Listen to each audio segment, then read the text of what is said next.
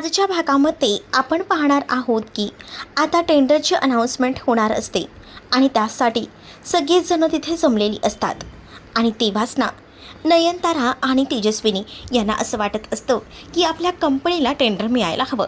पण इथे पहिल्यांदाच असं झालेलं असतं की विभागून हे टेंडर मिळालेलं असतं आणि त्यामुळे नयनतारा आणि तेजस्विनीची तोंडं पाहण्यासारखी झालेली असतात. कारण त्यांना का नाईलाजास्तव का होईना आता एकमेकींची तोंडं बघावी लागणार असतात. त्यातच रोहितचा प्लॅन फ्लॉप झालेला असतो. तीच आता दुसरीकडे कमळी जी आहे ती आता उत्तमरित्या काम तिचं करते. तिचं कौतुक करत असते. शरू, कमळी, पमा, आसावरी सगळेच आता टॅक्सीने निघालेले असतात. कारण जेवण तर तयार झालेलं असतं आणि ते आता पार्सल घेऊन त्या हॉलमध्ये पोचायचं असतं. दुसरीकडे आता ऋषी आणि त्याचसोबत जय दोघंही एकमेकांचे आभार मानत असतात. कौतुक चालत असतं आणि तेवढ्यातच इथे तेजस्विनी आणि मॅक बोलत असतात. मॅक आता म्हणत असतो की बघितलं का मॅडम, कसं झालं आहे सगळं काही व्यवस्थित ना. मग आता मॅकला तेजस्विनी म्हणत असते की मला मुळात ना ही गोष्टच पटलेली नाही आहे की हे असं डिवाईड करून दिलेलं आहे ना, ते एकतर आपल्याला भेटलं पाहिजे होतं असंही तिचं म्हणणं असतं. दुसरीकडे नयनतारा हे जे असते ऋषीला म्हणत असते की काय करणार आता, नको नको त्या माणसांसोबत आपल्याला हे टेंडर असंच पुढे घेऊन जावं लागणार आहे. पण दुसरीकडे आता नयनतारा तेजस्विनीला सांगत असते की तुम्ही आता इथून कुठेही हलू नका, तुम्ही इथेच थांबा, कारण मी पार्टी ऑर्गनाईज केली आहे आणि तसंही मी आधीच सांगितलं होतं आणि तुम्हाला सुद्धा जेवायचं आमंत्रण आहे माझ्याकडनं, त्यामुळे टेंडर मिळालं आहे सो पार्टी एकत्र करूया असंही आता ती म्हणत असते. आणि एकदा तुम्ही नयनताराची पार्टी बघाच. तेवढ्यातच ना तिथे पमा जेवण घेऊन आलेली असते. पमाला जेवण घेऊन आलेलं बघून ना आता मात्र इकडे तेजस्विनीचं डोकं फिरतं. तेजस्विनी म्हणत असते की अशा चीप माणसांना तुम्ही जेवण बनवायला दिले. त्याचबरोबर कमळीसुद्धा असते. कमळीला बघून नयनताराचं डोकं फिरलेलं असतं आणि ही मुलगी इथे काय करते असं विचारलं जातं. त्याच वेळेला आता पमा सांगत असते की काय आहे ना, जेवण जे असतं अन्न हे पूर्ण ब्रह्म असतं. ते 5 स्टार हॉटेलमधनं मागवा किंवा एखाद्या कॅटरिंगच्या बिझनेसमधल्यांना द्या, जेवण हे जेवण असतं. त्यामुळे जेवणाला नावं ठेवायची नसतात. इतकाही मॅनर्स नाही आहे का तुमच्यात. पमाने डायरेक्टच तेजस्विनीचा अपमान केलेला असतो. त्यातच आता नयनतारा म्हणते की ह्या मुलीला तुम्ही का आणलं आहे. त्यावर पमा सांगते की ही मुलगी कमळी आमच्याकडे काम करते, काही प्रॉब्लेम आहे का. नयनतारा म्हणते की ही मुलगी माझ्या या पार्टीमध्ये चालणार नाही. नयनतारा तिला हकलवून द्यायचा प्रयत्न करत असते. पण दुसरीकडे मात्र इकडे जेवण हे पुन्हा एकदा आम्हाला चालणार नाही आहे. हे जेवण असेल तर आम्ही या पार्टीत थांबणार नाही असं तेजस्विनी सांगते. आणि ती मॅकला सांगते की तू एक काम कर, पटकन ना ऑर्डर दे, त्यांना फोन कर जयेशभाईंना आणि त्यांना ऑर्डर देऊन टाक इथे आपल्या जेवणाची. त्यावर मात्र आता पमा विचार करते की काय, हातातला माझा पूर्णच पैसा गेला की काय. कारण या ऑर्डरमधनं तिला काही पैसे सुटणार होते आणि त्यामुळे ती थोडा विचार करत होती. पण नयनतारा म्हणते की थांबा, मी काही झालं तरी प्रमिला ताईंचीच ऑर्डर घेणार आहे, कारण त्यांचं जेवण उत्कृष्ट असतं. मग ते पार्टीमध्ये कोणी खाऊ अथवा न खाऊ, कारण त्यांचं काम तरबेज असतं. त्याचबरोबर आता पमाला सांगितलं जातं की प्लीज तुम्ही या मुलीला इकडनं जायला सांगा. पण पमा म्हणत असते की सॉरी, पण तुम्ही माझी ऑर्डर नाही घेतली तरी चालेल, पण या मुलीला मी इथून जायला सांगणार नाही, कारण या मुलीने माझ्यासाठी काम केले. त्यावर आता ऋषी आपल्या आईला म्हणजेच नयनताराला समजावतो आणि माझ्यासाठी का होईना हा ॲक्सेप्ट कर असं म्हणतो. त्यावर नयनताराही शांत बसते. दुसरीकडे आता स्टेजवर मॅक आणि साहेबा दोघंही गेलेले असतात आणि त्यांच्या कंपनीला आता ऑर्डर मिळाली आहे, टेंडर मिळाले आहे. याबद्दल त्यांचं आता कॉंग्रॅच्युलेशन्स सुरू असतं. त्यांचे हे सगळे प्रकार सुरू असतात. तेच आता स्टेजवर पहिल्यांदा जय आणि ऋषीला बोलवलं जातं. तेच नयनतारा आणि तेजस्विनीसुद्धा समोरासमोर येतात. दोघीही एकमेकींना आता मिठी मारतात. जेव्हा दोघी एकमेकींना मिठी मारतात ना, तेव्हा दोघीही आता मनातल्या मनात म्हणत असतात की हे टेंडर जास्त दिवस तुमच्या हातात राहणार नाही, काही दिवसात संपूर्ण हे टेंडर माझ्याकडे असेल असं तेजस्विनी. तर दुसरीकडे नयनतारासुद्धा हेच बोलत असते. इकडे आता निंगीसुद्धा त्या कार्यक्रमाला आलेली असते कॅटरिंगचं काम करण्यासाठी. त्यातच निंगी कमळीला म्हणत असते की बरं झालं बाबा आपण इथे आलो, निदान आपल्याला 4 पैसे तरी सुटतील. अन्नपूर्णासुद्धा आलेल्या असतात या बिझनेसच्या पूर्ण मीटिंगमध्ये. आणि जेव्हा अन्नपूर्णा तिथे येतात ना, तेव्हा मात्र आता इकडे ज्या राजनबद्दल विचारलं जातं, तिथे आलेले पार्टीतले सगळेच लोक राजनबद्दलही विचारतात. आणि जेव्हा विचारलं जातं तेव्हा अन्नपूर्णा टाळाटाळ करत असते, कोणताही शब्द सांगत नाहीत. आणि तेव्हाच इकडे आता हे सगळं कमळीने बघितलेलं असतं. दुसरीकडे राजन, जय आणि त्याचसोबत ऋषीला जाऊन भेटतात आणि तुम्हा दोघांना हे टेंडर भेटलं आहे यासाठी खरंच तुमचं कौतुक आहे असंही म्हणतात. आणि त्याच वेळेला त्या दोघांनी ऑल द बेस्ट बोलून तिकडनं आता निघून जातात. इकडे आता गौतमही त्याच पार्टीत आलेला असतो. सोबत इथे कामिनी, रागिनी सगळ्याच जणी एकत्र असतात. तर इथे अनिकासुद्धा असते. मग आता त्या रमतात. पण इकडे जय जो आहे तो गौतमला जाऊन भेटतो. गौतमलाही बरं वाटतं. जय म्हणतो की बरं झालं तू आलायस, मला बरं वाटलं. इकडे आता कमळी आणि ऋषी बोलत असतात. त्या दोघांनाही एकत्र आता लांबूनच तेजस्विनी पाहते आणि ती म्हणत असते, वा बेटर आणि मालकाचं अफेअर चालू आहे वाटतं. आणि असं बोलून ती आता हसू लागते, कारण त्या दोघांमध्ये ही जे काही नातं असतं ते तिला समजून गेलेलं असतं. तिकडेच आता अनिका हा सगळा प्रसंग पाहते. अनिकाचा नुसता धूर निघालेला असतो. तेच गौतम तिथे असाच मूड ऑफ करून बसलेला असताना तो समोर पाहतो तर काय, त्याला आसावरी दिसते. आसावरी जशी त्याला दिसते त्याला आनंद होतो आणि तो समोर जाणारच तिथे आता स्मायरासुद्धा आलेली असते आणि स्मायरा लांबूनच पाहते आणि तिला राग येतो. तेवढ्यातच निंगी तिच्या समोर येते. निंगीकडनं ज्यूस तिच्या सोडाचा अंगावर सांडतो म्हणून ती चिडलेली असते. तर निंगी म्हणते, निंगीला कळलेलं असतं की हे अनिकासारखंच मॉडेल आहे ते.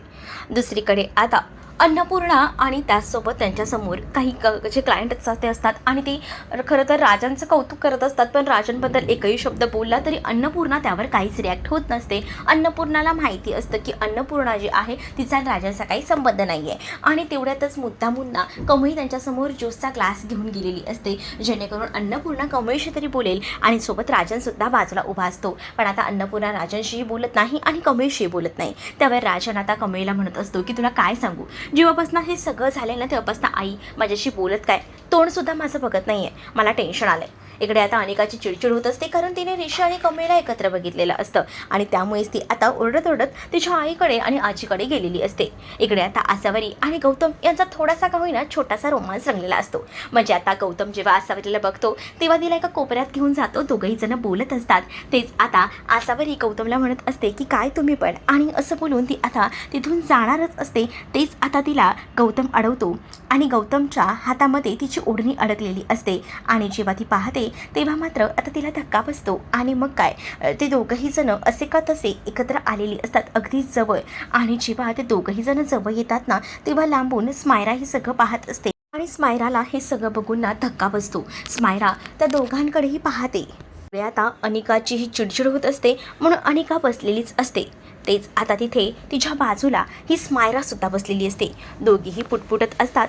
तर त्या दोघीही जणी एकमेकींकडे पाहत असतात आणि मग त्यांचं कन्व्हर्सेशन सुरू असतं. ते आता म्हणत असतात की हे यू मी तुझ्याबद्दल नाही बोलत आहे, मी त्या भाऊच्याबद्दल बोलते. अँड यू, मी त्या मूर्ख मुलीबद्दल बोलते. आसावरी, जी माझ्या होणाऱ्या नवऱ्याची आता कोणीतरी लागत आहे. म्हणजेच त्या दोघांचं एकमेकांवर प्रेम आहे, पण मला त्यांना एकत्र येऊ द्यायचं नाही आहे. आता या अनिका आणि स्मायरा या दोघी जणींना हात मिळवणी करतात आणि मग काय, आता ह्यांचं हे प्रकरण सुरू असतं. दुसरीकडे आता जेव्हा कमळी गौतमला सुद्धा ह्या पार्टीत पाहते तेव्हा ती विचार करते की हाच तो मुलगा आहे. आणि निंगीला सुद्धा ती सांगते की हा मुलगा ना, मी जे आता पम्मा काकूंकडे काम करते ना त्यांच्याकडे हा मुलगा काल त्यांच्या मुलीला भेटायला आला होता. बहुतेक ना तो त्यांच्या मुलीच्या मागे पुढे करतोय. मला ना आताच्या आता जाऊन ना हे सगळं काही पम्मा काकूंना सांगावं लागेल. आणि असा विचार करून असता ती पुढे निघालेली असते. तेच लांबून आता हे सगळं काही इकडे असणाऱ्या या शरूने ऐकलेलं असतं. मग शरू विचार करते की पटकन जाऊन थांबवायला हवं, नाहीतर कमळी काही बोलून बसली तर प्रॉब्लेम होईल. मग कमळी आता पम्माजवळ गेलेली असते आणि पम्माला काहीतरी सांगायला जात असते. म्हणजे तिने आसावरी आणि गौतम यांना एकत्र पाहिलं आहे, गौतम मागे पुढे करतो, ह्या गोष्टी सांगायच्या असतात. तेच आता नेमकी तिथे शरू जाऊन पोहोचते आणि शरू आता तिला थांबवते आणि काय ग, कॉलेजच्या गप्पा इथे काय मारत बसलीस, चल आपल्याला जायला हवं, आम्हाला जर तुझ्याशी बोलायचं आहे, असं बोलून ती आता बाजूला तिला घेऊन जाते. जेव्हा तिला बाजूला ती घेऊन जाते तेव्हा ती म्हणते की तू आईला काय सांगायला जात होतीस, मला माहिती आहे, प्लीज असं काही करू नकोस. पण तुला माहिती आहे का, त्या ताईच्या मागे तो मुलगा लागलाय, मी कालपासून बघते. नाही, त्या दोघांचे एकमेकांवर प्रेम आहे, मी तुला ही गोष्ट सांगितली, पण ही गोष्ट प्लीज कोणाला सांगू नको. अन्नपूर्णा आता बाहेर निघालेले असतात. तेच कमळी त्यांच्याशी बोलायला जाते. कमळी म्हणत असते की मला मान्य आहे तुमचा माझ्यावर राग आहे, पण प्लीज राजन काकांवर असं चिडू नका. राजन काका खरंच चांगले आहेत, प्लीज प्लीज माझ्यासाठी. पण आता तुम्ही दोघांनी मिळून मला फसवले, त्यामुळे मला तुमच्याशी दोघांशी बोलण्याची इच्छा नाही आहे. मी तुमच्याशी खोटं बोलली आहे ना, राजन काका नाही, उलट त्यांनी तुमच्या आरोग्यासाठी चांगल्यासाठी खोटं बोललेत. मग आता माझ्या मुलाला मी कधीच खोटं बोलायची सवय लावली नव्हती, मला दुसऱ्यांचा काही फरक पडत नाही, पण माझा मुलगा माझ्याशी खोटं बोलला आहे ना, याचा मला जरा जास्तच राग आला आहे, त्यामुळे मी काही त्याला इतक्यात तरी माफ करत नसते. दुसरीकडे आता शरू आणि त्याचसोबत जय हे दोघंही जण गौतमला भेटलेले असतात आणि गौतम आता या सगळ्यातून माघार घ्यायचं ठरवत असतो. म्हणजे तो म्हणतो की ठीक आहे, मी काही हे लग्न करणार नाही आहे, मला काही इंटरेस्ट नाही या लग्नामध्ये, तुम्ही बोलात ती गोष्ट बरोबर आहे, त्या दोघांना एकत्र यायचं आहे तर येऊ दे, त्यामध्ये मी तरी कसा काय मध्ये पडू, असंही तो आता काहीसं बोलतो. आणि जेव्हा तो हे सगळं काही बोलतो ना, तेव्हा थोडासा संशय ना जयला येत असतो की हा माणूस इतक्या लवकर कसा काय सुधरू शकतो. कारण कालपर्यंत तर न ऐकणारा माणूस असा कसा होकार देऊ शकतो आणि हे लग्न मोडू कसं शकतो, हा प्रश्न जयच्या मनात होता. दुसरीकडे आता पमाच्या घरी कमयला भेटायलासाठी राजन आलेला असतो आणि राजन म्हणतो की इथे कमयच काम करते ना तुमच्याकडे. हो हो, कमय बाहेर आलेली असते. कमय म्हणते की बोला काय झालं राजन काका, तुम्ही इथपर्यंत आलात. राजनला आता खरं तर बोलायचं असतं आणि म्हणूनच आलेला असतो. राजन म्हणतो की बघ ना, मला ना खरंच ना तू जेव्हापासून घरातनं गेलीस ना तेव्हापासून असं एकटं एकटं वाटते. असं वाटतं की सगळंच संपले. बघ मला असं वाटतं ना की तू त्या घरी पुन्हा यावंस. कसं शक्य आहे काका, कारण तुम्हाला तर माहिती आहे ना अन्नपूर्णा आजी तर तुमच्याशी सुद्धा बोलत नाही आहे. मी प्रयत्न केला आहे अन्नपूर्णा आजींशी बोलायचा, पण त्या ऐकायला तयार नाही आहेत. इकडे आता पम्मा त्याच्यासाठी पाणी वगैरे घेऊन आलेली असते. पम्माला आलेलं बघून ना आता मात्र ते म्हणतात की तुम्ही कॅटरिंगचा बिझनेस करता ना. हो हो, तुम्हाला कसं कळलं. त्यावर ते म्हणतात की मी बाहेर वाचलं तुम्ही कॅटरिंगचं काम करता ते.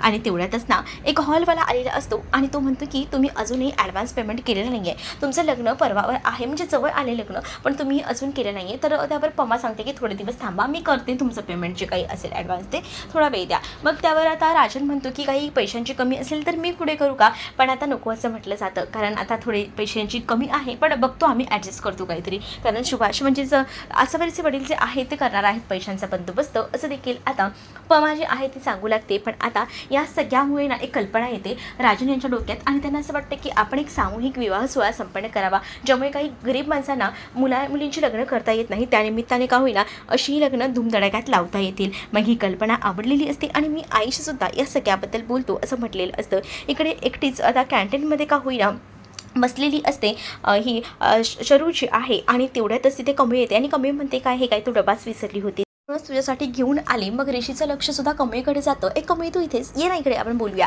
मग आता कमयी सुद्धा त्याच्याकडे बोलायला जाते, तर ती सोबत जाताना शरूला सुद्धा त्या टेबलवर घेऊन जाते. आता जशी शरू त्या जयच्या बाजूला बसते तेव्हा जय ना आपली खुर्ची जरा एक्स्ट्रा पुढे सरकवतो आणि त्यानंतर आता जयच्या समोरच ना ती सगळ्यांबरोबर बोलत असते आणि तेव्हा ना ती ऋषीला सांगते की ह्याला मुलींची ॲलर्जी आहे आणि मग आता तुला काय डिस्कस करायचं आहे ते बोल ना, म्हणजे तुमचं काही पर्सनल आहे का, तर आम्ही जातो किंवा तुम्ही बाहेर जा. पण आता काही पर्सनल राहिलेलं नाही आहे, जे काही आहे ते कमयीला सुद्धा माहिती आहे, कारण गौतमला आणि त्यासोबत आसावरीला तिने बघितलं होतं आणि प्रॉब्लेम झाला असता म्हणून मी तिला सांगितलं, हेही आता ती सांगू लागते. आणि त्यामुळे आता ते दोघंही जण मिळून प्लॅनिंग करतात आणि आता सामूहिक विवाह सोहळा जो आहे तो रंगणार असतो. त्याबद्दल राजांनी जी काही कल्पना दिलेली असते कमयी त्याबद्दल सांगते. मग आता ऋषी म्हणतो की आपण याच विवाह सोहळ्याचा फायदा करून घेऊया, म्हणजे दोन्ही कपल जवळ येतील, सगळं काही व्यवस्थित होईल. पण हे नेमकं आता ऐकलेलं असतं ते म्हणजे स्मायराने. स्मायराला कळलेलं असतं की जय सपोर्ट करतोय, त्यामुळे आता स्मायरा ह्या लग्नामध्ये काय अडथळा आणेल हे पुढच्या भागामध्ये आपल्याला पाहायला मिळेल.